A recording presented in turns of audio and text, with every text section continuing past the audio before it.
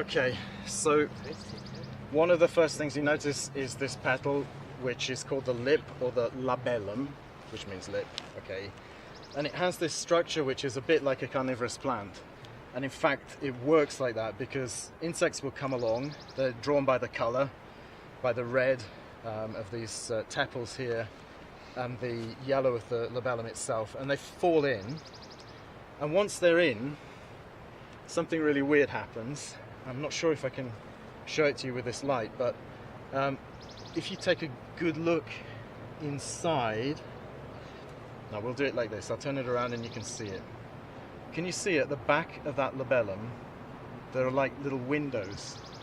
Can you see that the tissue is really, really thin and you can see through it? Now if you have a fly in your house or a bee in your house and it's trapped, where does it go? Where there's light. Where there's light. So the insect falls in, and the only way to climb out, because of the shape and because of little hairs that are on the inside surface, the only place where they can climb out is at the back here. So they fall in, they go towards the light, and then they climb up. And at the back there are two channels where they can come up, and they brush past the anthers, which are fixed in place and they're covered in pollen. And as the insect comes past, it brushes and gets this dust of pollen on it, and then it climbs up onto here and then flies away. It's unusual for an orchid because the subfamily in which we have Cypripedium is a relatively primitive kind of orchid subfamily, and whereas most orchids have packets of pollen, like wax with the pollen grains embedded in it, in this case the anthers stay in position, and it is like many other plants, just the pollen grains that get rubbed off onto the surface of the insect, which then flies away. So it's a very unusual trapping mechanism. It's deceptive. It's what we call deceptive pollination because there's no reward, there's no nectar, which of course is an advantage for the plant because it doesn't have to spend any energy on or sugars, to be specific, on making nectar. So it's kind of cheap and economical, and it's something that essentially, like most orchids, it's something that concentrates the pollen in large quantities onto the insect, because orchids use a wind dispersal mechanism for their seeds, and they can have hundreds of thousands of seeds in one single pod. And if you think that each single seed represents a fertilization event, a pollen grain and an ovule, the pollen grain that gives its genetic material to the ovule, to have hundreds of thousands of seeds, you need hundreds of thousands of pollen grains. And once the pollen arrives, it develops and becomes a fruit. So you need all of that pollen to arrive in one moment, in the same moment. So this mechanism, like other orchids, has this kind of conceptual mechanism of making sure that thousands and thousands of pollen grains arrive in the same moment, so that it can use this seed dispersal mechanism. So what we have to do in this case is a little bit different from what we would do with other orchids. With other orchids, we can stick something in, and the packets of pollen, the pollinia, will stick to the forceps or the toothpick or whatever, and we can pull out the forceps and take it to another plant and pollinate. But here, because the anthers stay in position and there's this dust of pollen, there are two approaches that we can use. We can use a paintbrush to try and get this dust of pollen, but we're not going to get enough. Believe me, I've tried it, okay? The other thing we can do is very brutal. We can get a pair of forceps, metal forceps, and rip the anthers off and take those. That I'm using very brutal language. We are plucking them off, but it doesn't really damage the plant, because as soon as it gets pollinated and that pollen starts growing, the fruit starts to develop, and all of this dies naturally. It's a senescence. It goes into a programmed death straight away. So as soon as I bring pollen here, the actual flower itself is going to senesce anyway, and then it's not really a problem if part of it is damaged. And then the ovary, which is behind here, full of the ovules, hundreds of thousands of little white ovules in here, that will start to develop. And over the next couple of months, probably up to about 3 months in this species, that will develop and get fatter and bigger and eventually open, and the seeds will disperse on the wind. So what we have to do today to pollinate this by hand is we have to understand the flower structure and what it is we're actually pulling off and moving. So if I pull back the labellum, we can see this rather odd structure in the middle here, which is the column, which represents all of the fertile parts that have been fused together, and it has this strange shield on the front to protect it as well. And by the way, in Cypripedium calceolus, this is a very, very pale yellow or white, but there are other species. Sometimes people plant Cypripedium calceolus that they've bought in the garden centre, and they plant it out into the wild, but they don't realise that it's not Cypripedium calceolus, because that, for example, will be a very, very bright, vivid yellow, which is a characteristic of an American species, Parviflorum. Okay, so when they take something from the garden centre and plant it into the wild, they're not actually helping at all. It's probably damaging. So anyway, coming back to the structure, we have this shield, we have the column underneath it, the stigma, which is the receptive surface for the pollen, is underneath here. But the thing that we want, on each side there are 2 anthers, 2 packets, and we need to go in with the forceps and pluck them off. And there I have a packet of pollen. Okay, it's actually the anther. So what we'll be doing, we'll be going between the plants today, so we'll be walking a little bit, and we need to take them with us. So I'm just going to pop the whole thing into here. If they fall off, it's no problem. We've got several forceps, several containers. We put them in there, and we just pollinate the other plants, trying to maximize the distance, because the plants that are physically close together could be brothers and sisters, because generally the seeds are dispersed as like a swarm, as a cloud of seeds. So the ones that are found close together could be closely related. So we want to mix the pollen between the different plants today. So we'll be taking them some distance. So how to actually pollinate it when we have the pollen itself, what we'll be doing is we need to go underneath here and push it up onto that surface, and it should stick. In fact, that's stuck on there, so you just push it up under there. I've just self-pollinated this plant, so yeah, talking about genetic diversity, that wasn't the best thing to do for genetic diversity. If when we're doing this it gets slightly damaged, it's not the end of the world, because as soon as the pollen arrives there, the whole flower will senesce anyway. So if you do damage it, it's not a major problem, but you have to try not to bend it or snap the stem. You have to treat it gently, because all of this part here, I just touched it with a metal instrument, but anyway, all of this part here will develop and should maintain its water supply throughout the months of development.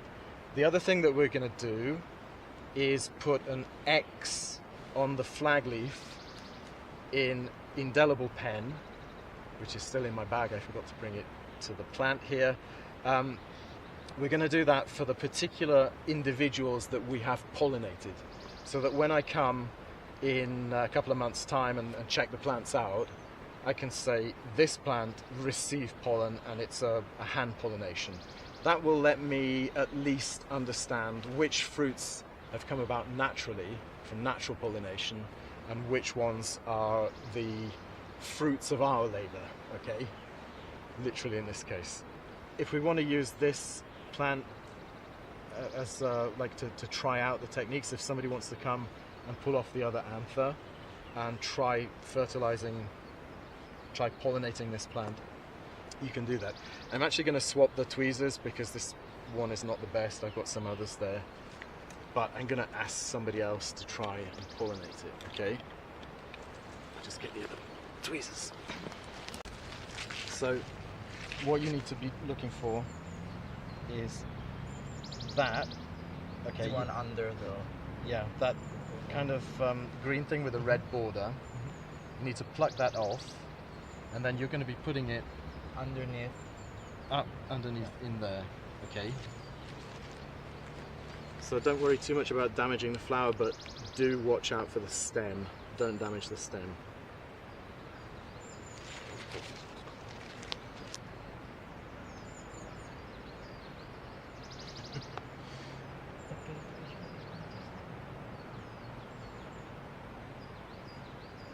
Okay.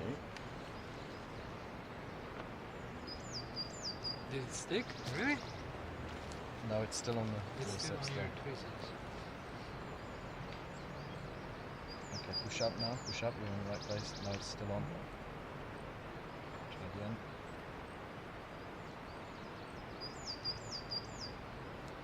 Okay. Pull it out to the side maybe.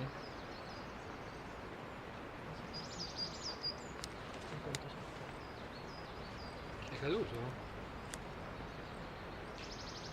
If it falls, this is it. It's lost.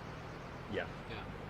It has to be stuck to that stigmatic surface. Oh yeah. È più difficile quanto sembra.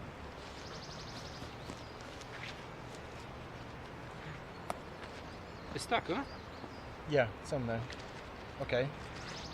You'll get the hang of it. That's the first time. I mean, it's probably the first time that you've hand pollinated Cypripedium calceolus, right? Okay. Not done it before. Fine, you've done it.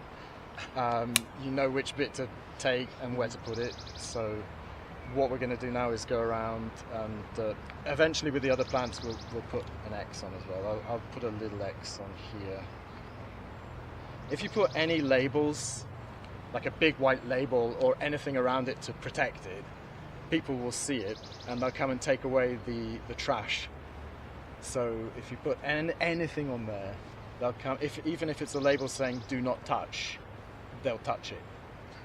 We've had rare plants in the past where we've had we labeled them by hammering big iron nails into the ground in a grid that I could detect with a metal detector, so that there was nothing visible, but we had a marker to show where the plants were. And I came along and about half of those big iron nails, like this long, had been physically pulled up. Some of them were removed from the site, and some of them were lying on the ground. And I can't think of any animal that would do that. So if there's anything to show, apart from maybe a little cross drawn on the leaf, if you leave anything, people will come and they will pull it up and they'll poke it, even if they think that they're doing a good thing by taking trash away from the site. You can't label anything. Yes. Okay. There's an insect. Which one? You see there are like these small black buds. You have to take that one. Okay. It's attached, so you have to pull a little bit. Apre questo.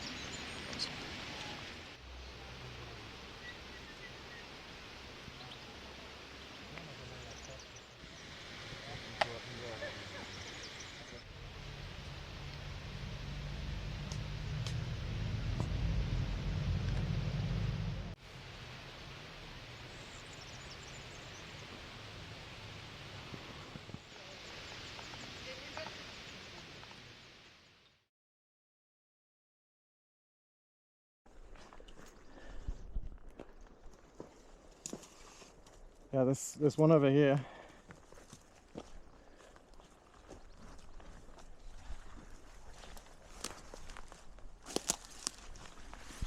Yeah, that's been pollinated as well. Yeah, that's fine. That's actually Epipactis saturorubens. It's a different species. So one of the interesting things that you can see is that at the back of the flower we have two situations. We have either a nice green fruit that's developing, okay, or it's black and dry, and that's simply the difference between flowers that have been pollinated and not. And because we've not been here and there's no labels, there's no X's or anything, that's natural pollination. So we have 3 fruits that are developing, and they'll probably need another 2 months to be ripe. And the other thing that we can see are old fruits from last year. So the leaves have gone. There's another one over there that you can see. And you can see that it gets really big, really round, okay? And then, I don't know if there are any seeds left in it, one or two, but they'll get shaken out by the wind and blow away like a dust. And with most orchids, most of the seeds, like 95% of the seeds, fall in the immediate vicinity of the mother plants, okay? Most of them just fall close by. But this mechanism works really well when there are storms and windy days that can take the seeds hundreds of kilometers, thousands of kilometers, and they just spread everywhere. And of course, this particular plant has to be very lucky that the seed reaches the right habitat. But that's why it needs to produce hundreds of thousands of seeds. Most of those are going to die. Most of those are going to land in places where it's not appropriate and they can't live. And so it's all about those one or two seeds that do find the right habitat. There are two methods for sowing this plant. There are two methods for using the seeds. One is to collect the seeds and to sow the seeds when they're mature, when the fruit's open and when you collected the seeds. And in this particular species, that doesn't work very well because the seeds are in a kind of dormancy and it just doesn't work. The other thing you can do is to cut the base of the fruit, and then it's a bit tricky because in the laboratory you have to use sterile techniques, and obviously that's not sterile. So what you have to do is dip it into a weak bleach solution and then into sterile water in sterile conditions, and then with a sterile scalpel cut it open and take the young seeds out. So you can use the fruits, you can collect the fruits, but you have to be, it's very difficult technically to use the seeds then. It is the main technique that we use for this species.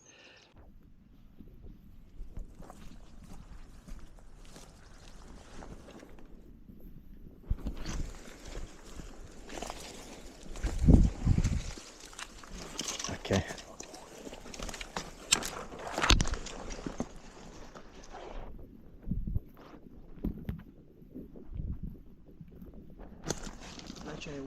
Ah, okay.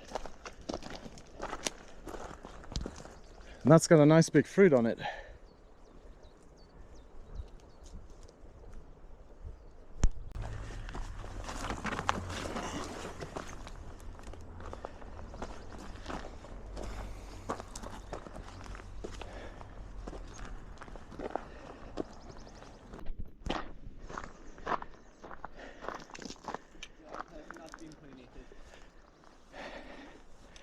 Okay, but it's too late for us to do something for it.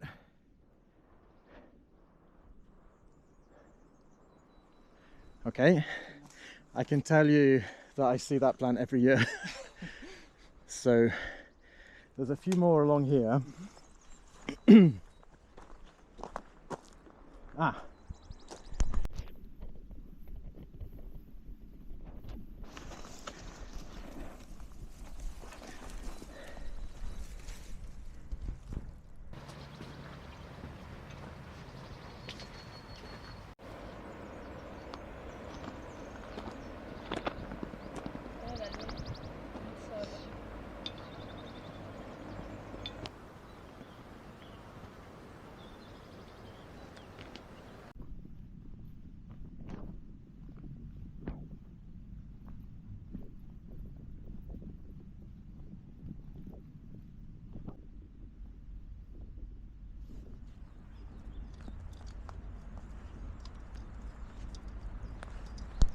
Vediamo cosa succede. Aspetto che la cosa migliore che ti può succedere è non passare l'esame. Esatto.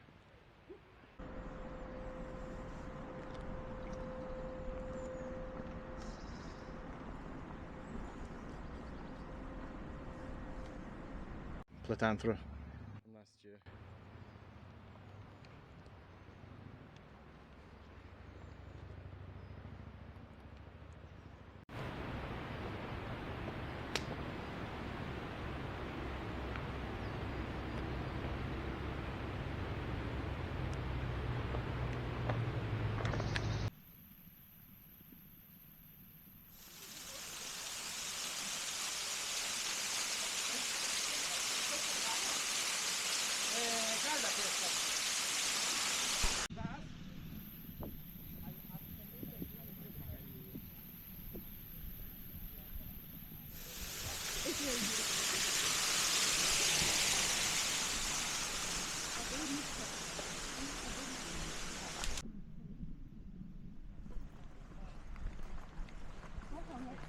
soydan